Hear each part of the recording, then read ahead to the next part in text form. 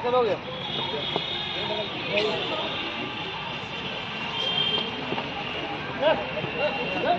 बढ़ते हो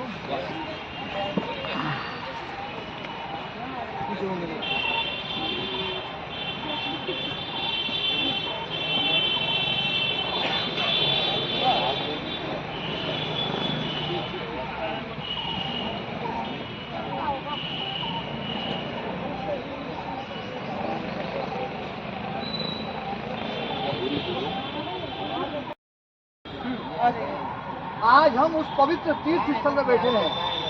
वैसे तो प्रयागराज जो है माँ गंगा, माँ यमुना, उनके संगम के कारण से जो है ये तीर्थराज है, इसको तीर्थराज कहा गया है। लेकिन ये जिस स्थान पे हम यहाँ बैठे हैं, ये स्थान स्वतंत्रता संग्राम का जो आंदोलन था, उस आंदोलन में एक महान है ना इतिहास को अपने में समेटे हुए ये वो स्थान है जिस स्थान पर चंद्रशेखर आजाद ने अपना बलिदान दिया था। ये एक बहुत बड़ा पार्क है और लगभग ये ठंड का समय, अभी जो समय चल रहा है, जनवरी खत्म होने वाली है, फरवरी शुरू हो रही है और उसमें फरवरी के महीने में 1931वें वर्ष में जब अंग्रेजी सेना को, अंग्रेजी पुलिस को जो है चंद्रशेखर आजाद के लिए उन्होंने पूरी छानबीन कर दी थी। पूरा उनको जो है चंद्रशेखर आजाद चाहिए था, क्योंकि चंद्रशेखर आजाद उस समय स्वतंत्रता संग्राम के जो क्रांतिकारी वीर थे, उनका आंदोलन, उनका नेतृत्व कर रहे थे। पूरे आंदोलन के जो है प्रणेता थे चंद्रशेखर आजाद। और चंद्रशेखर आजाद से अंग्रेजी सेना थर-थर कांपती थी। इनका निशाना अचूक था, इनकी नेतृत्व क्षमता अचूक थी, इनके भीतर देशभक्ति का जो के भाव थे वो विशेष थे। और अंग्रेजी सेना उन विचारों से घबराती थी कि ऐसे चंद्रशेखर आजाद जैसे 10-11 लोग और हो गए तो हम तो यहाँ रुक ही नहीं सकते। इसलिए जो है अंग्रेजी सेना, अंग्रेजी पुलिस, अंग्रेजी हुकूमत चंद्रशेखर आजाद के पीछे लगी हुई थी। इनाम लगाया था उस समय 5,000 रुपए का। उस समय का 5,000 रुपए आप कल्पना कर सकते हैं, आज करोड़ों अरबों रुपए की उसकी कीमत है। और इतना इनाम लगा करके जो है चंद्रशेखर आजाद की कोई जिंदा मुर्दा कोई भी सूचना दे दे, उसको इनाम दिया जाएगा। चंद्रशेखर आजाद किसी विशेष काम के लिए प्रयागराज आए थे, तो प्रयागराज में जो है उस समय कुछ देश के गद्दार लोगों ने, और अभी तो इतिहास को वो तथ्य खोलने हैं, उसमें जवाहरलाल नेहरू का भी है ना नाम आता है बार बार, और उन्होंने जो है मुखबरी करी और चंद्रशेखर आजाद की सूचना अंग्रेजी पुलिस को दी। और जब अंग्रेजी पुलिस को पता चला कि चंद्रशेखर आजाद यहाँ आए हुए हैं, तो पूरी अंग्रेजी पुलिस और फोर्स ने जो है इस पूरे पार्क को घेर लिया। चंद्रशेखर आजाद तो आराम से टहल रहे थे, उनको एकदम से पता नहीं चला। लेकिन जैसे ही देखा कि पुलिस ने घेरा डाल रही पुलिस एक तरफ से, तो चंद्रशेखर आजाद ने दूसरी तरफ देखा, दूसरी तरफ गए तो देखा उधर भी पूरा घेरा है। चंद्रशेखर आजाद समझ गए पूरा सब तरफ से घेर लिया गया है। वहां से जो है सूचना आई कि हमने तुम्हें घेर लिया है, सरेंडर कर दो। पर चंद्रशेखर आजाद ने कसम ली थी, उन्होंने कसम खाई थी कि मैं आजाद जन्मा हूँ और इस मातृभूमि का लाल हूँ और आजाद ही मरूंगा। उन्होंने अपने नाम के साथ में आजाद लगा लिया था, चंद्रशेखर आजाद। और उन्होंने जो है, उनके पास में हमेशा पिस्टल होती थी, है ना, कारतूस होते थे। उस पूरी अंग्रेजी फोर्स के साथ में चंद्रशेखर आजाद घंटों तक अकेले लड़ते रहे और न जाने कितने अंग्रेज उस समय मार दिए चंद्रशेखर आजाद ने। और चंद्रशेखर आजाद की जब गोलियां खत्म हो गई, तो गोलियां खत्म होने पर चंद्रशेखर आजाद ने देखा 2-3 गोली बची है। एक एक करके वो जो है एक एक अंग्रेज को निशाना बना रहे थे।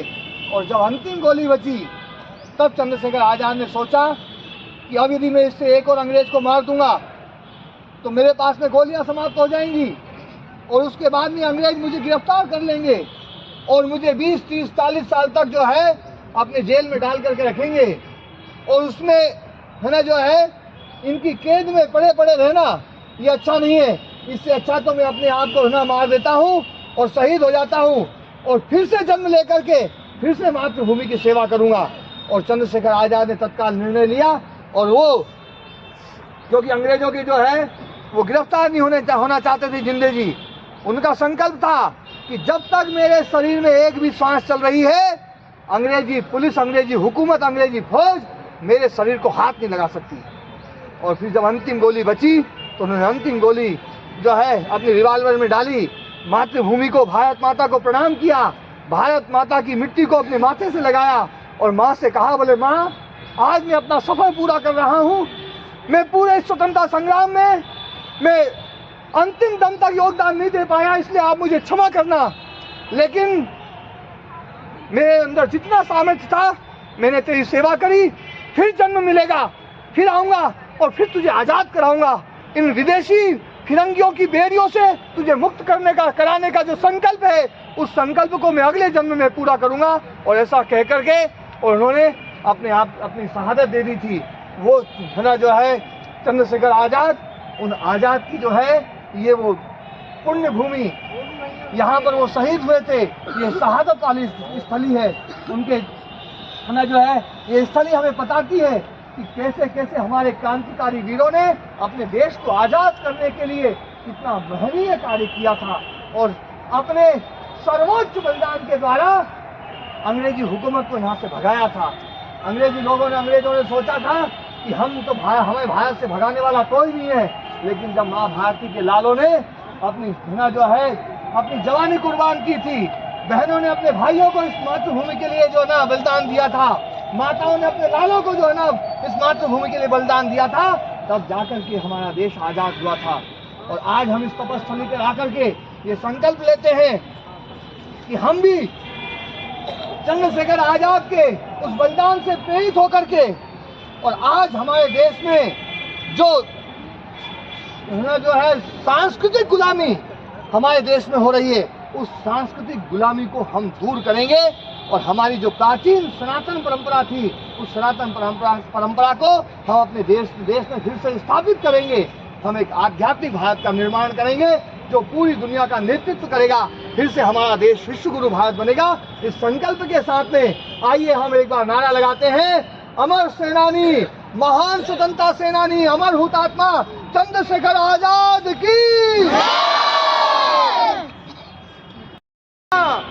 महान स्वतंत्रता सेनानी चंद्रशेखर आजाद की, भारत माता के, भारत माता की, वंदे वंदे वंदे, इंकलाब जिंदाबाद, इंकलाब जिंदाबाद, इंकलाब जिंदाबाद। चंद्रशेखर आजाद, चंद्रशेखर आजाद, भगत सिंह का गुरु चंद्रशेखर आजाद, स्वतंत्र सेनानी चंद्रशेखर आजाद। हम आगे भारत माता के, भारत माता के, हम आगे बढ़कर कैसे होंगे, चंद्रशेखर आजाद जैसे होंगे। हम आगे बढ़कर कैसे होंगे, भारत माता के।